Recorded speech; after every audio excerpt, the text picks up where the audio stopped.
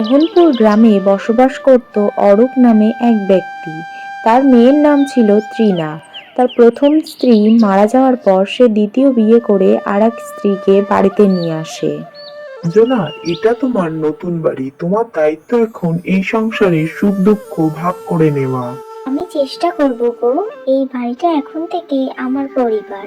তৃণা এই কথাগুলো দূর থেকে শুনছে আর মনে মনে ভাবছিল, এই মহিলাকে আমি কখনোই আমার মা বলে মেনে নেব না। ত্রিনা, আজ তোমার পছন্দের পায়েস রান্না করেছি, খেতে এসো। কি ব্যাপারটা কি বলতো, তুমি এত সকাল সকাল আমাকে ডাকাডাকি করছো? আমার জন্য এই সমস্ত করার কোনো দরকার নেই। আমি তোমার দয়ায় থাকতে চাই না।